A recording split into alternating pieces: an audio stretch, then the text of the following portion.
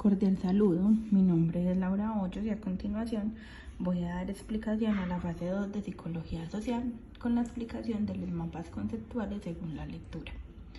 Vamos a comenzar con el imperio academicista por encima de la realidad histórica.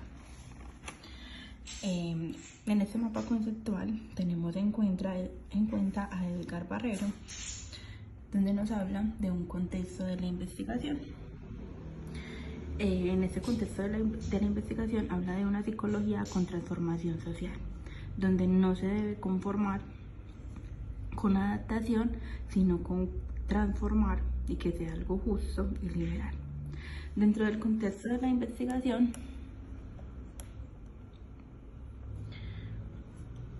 encontramos lo siguiente. Encontramos cómo Barrero analiza e investiga la llegada de la psicología a Colombia. Aparte que se toma de una manera negativa, llegó en un momento donde se vivía en plena violencia política, guerra y masacre. Nos habla un poco de la historia de la psicología, contando su llegada a Colombia en 1947 con el primer instituto de psicología en la Universidad Nacional, donde tiempo después, históricamente, fue el método utilizado para la indagación. Barrero también revisa los 122 grupos de investigación en psicología, como los cuales luego se fueron configurando cada vez más la tesis en Colombia, sin dejar de un lado el principio de la negatividad en la psicología, sin entender o mirar a fondo lo que históricamente se había mirado o ignorado.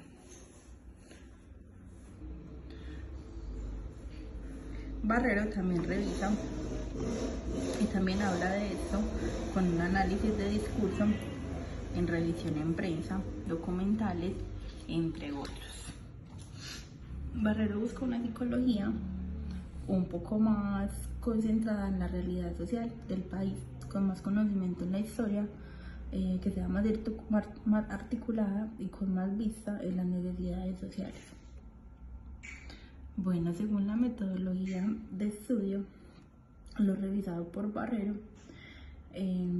abre paso a 10 problemáticas recurrentes en Colombia y que han sido históricas, las cuales son la violencia política, la corrupción, derechos humanos, la paz, democracia, conflicto armado, desigualdad, inseguridad social, narcotráfico e impunidad. Estos 10 problemáticos hacen parte de una realidad social que pocas veces se menciona y quiere ser silenciados ante la verdad. A continuación le damos paso al segundo mapa mental,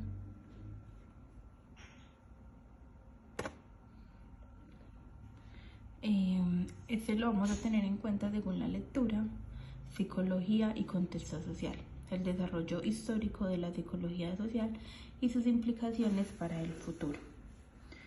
Bueno, con esta lectura hicimos un análisis con Anastasio Ovejero, el cual propone una psicología social crítica, que no se limita, que no se adapta.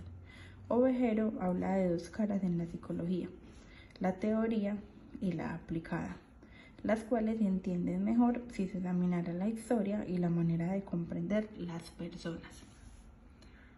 Bueno, Ovejero también nos habla de unos conceptos sobre las siguientes psicologías, donde nos sugiere que la psicología debería incluir un poco más la teoría en la práctica y la actualidad social.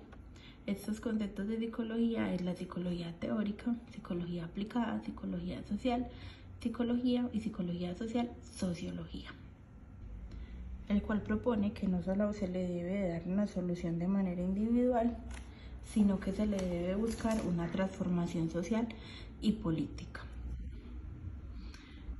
También tenemos en cuenta con la psicología social teórica, el Renacimiento europeo, pensamiento griego y la ilustración del inicio del capitalismo. Hace como un punto de referencia acá en el pensamiento griego, donde se debe tener en cuenta las raíces en Grecia clásica. Podemos mirar la naturaleza humana como objeto de reflexión. En el Renacimiento europeo habla del interés por lo humano, por la naturaleza, por recuperar el pensamiento clásico. Y en la Ilustración, con el inicio del capitalismo, tenemos un punto favorable para la razón humana y una reflexión sobre la vida humana y moderna. Este capitalismo tiene más en cuenta el individuo independiente y las relaciones y sus comunicaciones. Bueno, con toda esa psicología social y profesional y con todas las ciencias que propone aplicar, tenemos un impulso a la modernidad, a la nueva psicología social o posmoderna. Ovejero se apoya en la razón humana y en la ciencia para descubrir el comportamiento humano, su naturaleza y la sociedad. Se habla del individuo moderno y el individuo autónomo. Seguimos con el tercer mapa conceptual, la tercera lectura, que habla de una psicología de liberación.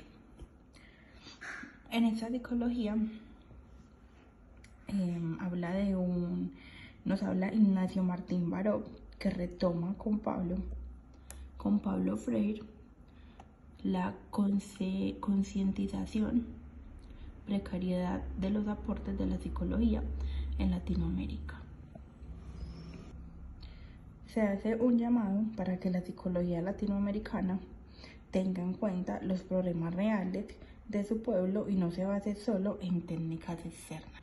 También se hace énfasis en el psicologismo, donde se explican los factores internos como carácter, personalidad, actitudes y percepciones que derivan la atención de causas sociales hacia el individuo. Este también nos explica la idea de tener una dependencia estructural. Hablamos de la esclavitud de la psicología latinoamericana, donde no se habla solamente de esclavitud, sino de una dependencia epistemológica y cultural, especialmente con Europa y Estados Unidos. Aquí estamos manifestando una dependencia teórica de realidad social en América Latina y problemas sociales reales. Una liberación con un cambio radical de psicología con el pueblo. Se invita a tener un nuevo horizonte, un avance en la psicología de Latinoamérica con más autonomía, raíces en realidad social de Latinoamérica y transformación de la sociedad donde recupere la memoria histórica. Bueno, me gustaría cerrar esta explicación con una frase de Martín Baró, donde dice: una psicología liberadora exige abrirse a un nuevo horizonte desde la ciencia psicológica, esté al servicio de la vida digna de los pueblos y no de la reproducción de un orden injusto. Esto nos invita a todos los psicólogos y futuros psicólogos a tener un poco más de conciencia, a poder escuchar, poder conocer la historia tanto del individuo como todo lo que vive, y así no solo transformar y darle remedio o solución a lo que esté pasando cada persona, sino a todo lo que lo rodea, de todo lo que vive, de todo lo que su entorno puede cambiar o mejorar. Muchas gracias.